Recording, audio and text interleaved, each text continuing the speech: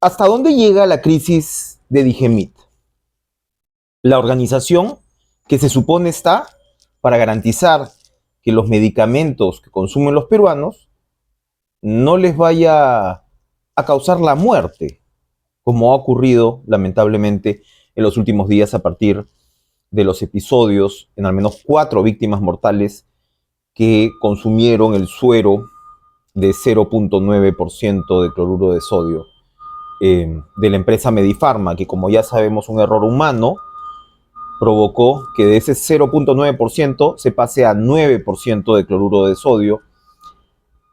Agua salada prácticamente es lo que ha entrado en las venas de estas personas. Y ahora se han tomado dos medidas en los últimos días. Una es el reemplazo de el director general de Digemit,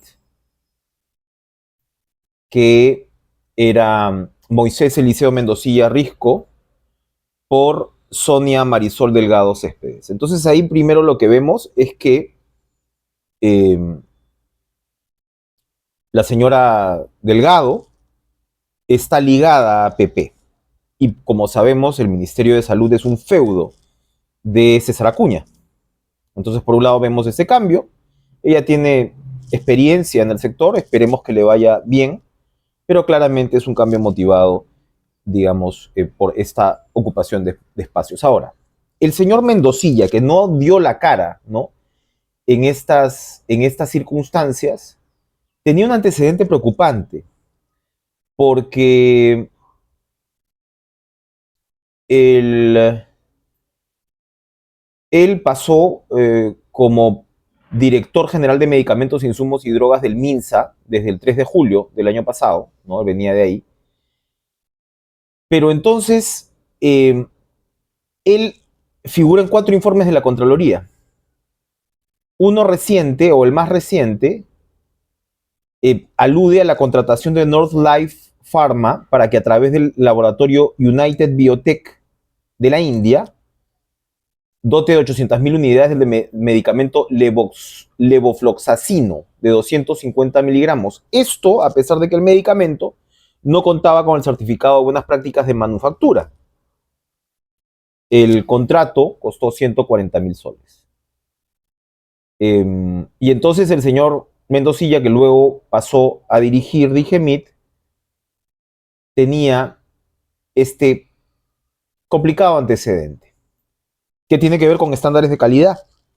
Y el caso de Digemit es evidentemente la institución que debería, ¿no?, contar con mejores prácticas de estándares de calidad. Lo que ha pasado con estos lotes, porque aparentemente no es uno, sino al menos 3 lotes de este suero que tendría pues consecuencias fatales, como lo hemos visto para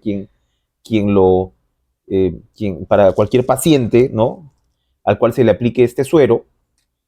Serían 3 lotes. Y ya se habían dado alertas por eh, reacciones adversas.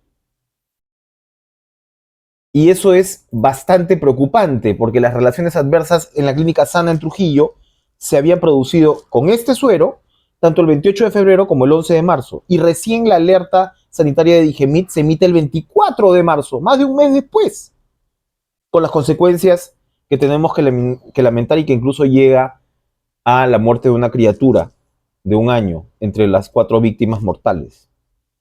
Entonces estamos claramente ante una institución disminuida que no está cumpliendo con su papel regulatorio, no está cumpliendo con su papel de fiscalización. Ahora se promete una reorganización, pero es evidente que lo que no camina es el sistema de salud. Ya lo hemos vivido en la pandemia, ya lo hemos padecido con la mayor cifra de muertes por cada 100.000 habitantes, de muertes relativas, de fallecimientos relativos, más alta del mundo, más alta del mundo. Y evidentemente estamos ante una crisis de gran magnitud, donde además hoy el congresista Ernesto Bustamante advierte que la nueva directora de Digemit sale en fotos, la señora Sonia Delgado sale fotografiada con ejecutivos de de la empresa Medifarma, ¿no? La empresa Medifarma que ha sido cerrada, no sabemos si finalmente permanentemente, pero ha sido suspendida la fabricación del suero por parte de Medifarma. No está operando Medifarma. Y que ella aparece con directivos de Medifarma.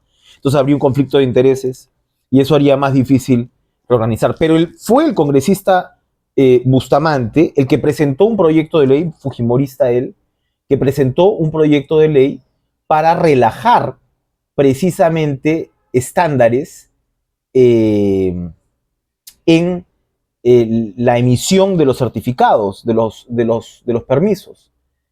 Y entonces, claro, él quería, con una intención aparentemente buena, que sobre todo para medicamentos relacionados con cáncer, con enfermedades raras, que se reduzca el tiempo de 40 a 30 días para emitir el permiso por parte de Digemit, y si esto no se cumplía, sencillamente pasar una especie de silencio administrativo. Entonces, por lo tanto, si no recibían sus permisos en 30 días, podían comenzar a operar y vender.